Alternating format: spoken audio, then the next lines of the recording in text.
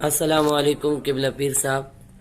اس وقت ڈاکٹر مالا علی کردستانی آپ کے شہر پشاور میں تشریف فرما ہے. ان کی ایک ویڈیو وائرل ہے جس میں وہ اونٹ کا پیشاب پی رہے ہیں اور ان کی زبان پر بھی بہت اللہ پاک نے اثر رکھا ہوا ہے. تو آپ اس معاملے کے حوالے سے آپ کیا ارشاد فرمائیں گے اور ان کے دم کی آپ کس حیثیت میں ان کو دیکھتے ہیں؟ اعوذ باللہ من الشیطان الرجیم، بسم اللہ الرحمن الرحیم. عزیز گرامی، آپ نے جو سوال پوچھا ہے بہت ہی زبردست اور بہت ہی اچھے وقت میں پوچھا ہے، کیونکہ آج کل ٹی ویوں پہ، موبائلوں پہ، سوشل میڈیا پہ یہ ترکی کا ڈاکٹر جو آیا ہوا ہے اس کے چرچے شروع ہے. میں اور تم نے پیشاب کے بارے میں پوچھا، وہ ایک ویڈیو میں آپ نے بتایا کہ وہ ایک میں دودھ پی رہا ہے اونٹنی کا، پھر اسی گلاس ہوگا یا جو بھی ہوگا اس میں جو ہے پھر پیشاب اونٹنی کا پی رہا ہے. یہ بالکل حرام ہے، یہ غلط کام ہے. اور اس کے فعل کو دیکھ کے میں یہ کہتا ہوں کہ یہ نہ ڈاکٹر ہے، نہ یہ حکیم ہے، نہ یہ اللہ والا ہے. ہاں جادوگر کہہ سکتے ہو، کیونکہ آخری دور آگا، آخری زمانہ آئے گا. قرب قیامت کی نشانیوں میں ایک نشانیاں یہ بھی ہوں گی. یہ سارے دجالی ہے، دجال کے دوست ہیں، دجال کے بچے ہیں. جو یہ کام کر رہے ہیں یہ دجال کرے گا. ایک ایک اشارے پہ آنکھیں آندھوں کی ٹھیک ہو جائیں گی، گونگے ٹھیک ہو جائیں گے. لیکن اس کا وہ ایک کلپ میں دیکھا ہے تو اس کی آنکھوں کے پاس قرآن پڑھ کے تالی مارنا، اس طرح کرنا یہ جائز ہی نہیں ہے. اللہ معافی دے، میں نے بھی کر لیا، لیکن یہ میں مثال کے طور پہ کیا، اس لیے کفر کی مثال بیان کرنا وہ کفر نہیں ہے.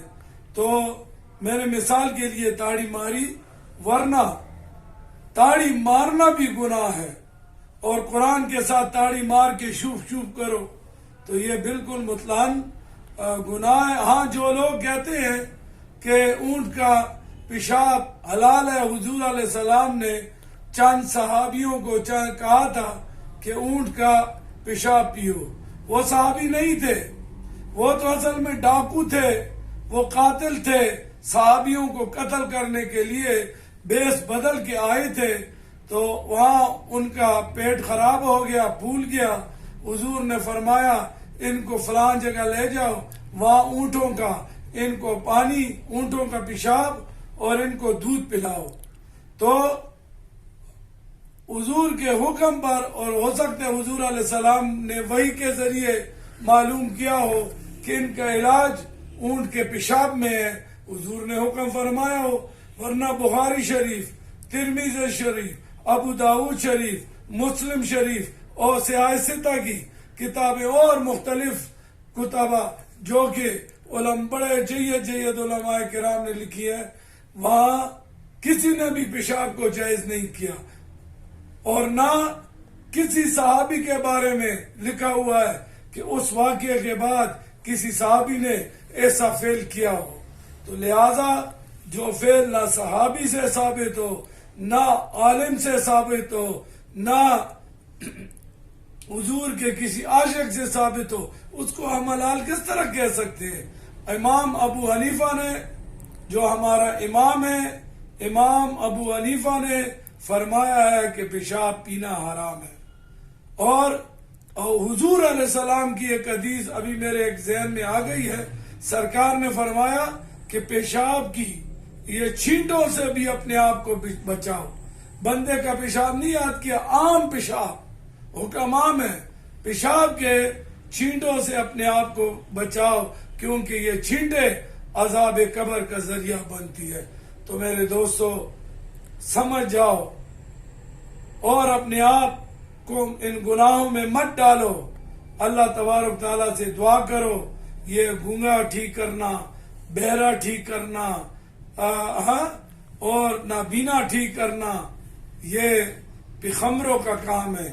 اگر آپ لوگوں نے اس طرح اس بندے ڈاکٹر کو مانتے رہے، ہو سکتا ہے، میں اپنے یقین سے یہ کہہ رہا ہوں کہ ہو سکتا ہے کہ کل یہ پیغمبری کا دعویٰ نہ کر دے. تو خدا را اس کو پیغمبری کی دعویٰ کرنے سے پہلے روک دیا جائے. مجھے تو یہ بھی افسوس ہوا کہ اسد کیسر صاحب غریبوں پر جو پہاڑ ٹوٹے ہوئے ہیں، بجلی کا پہاڑ، پیٹرول کا پہاڑ، گندم کے آٹوں کا پہاڑ، کھانے پینے کی چیزوں کا پہاڑ، اس کی روک تھام کے لیے تو نہیں نکلتا، اور اس بندے سے ملنے کے لیے، اس کو چوہا ڈالنے کے لیے، اس کے سر پہ ٹوپی ڈالنے کے لیے. یاد رکھو یہ بندہ بھی دجال ہے، اور جو لوگ اس کی حمایت کرتے ہیں، اس کو سہولت کار ہے، وہ سب دجالی ہے. وآخر دعوانا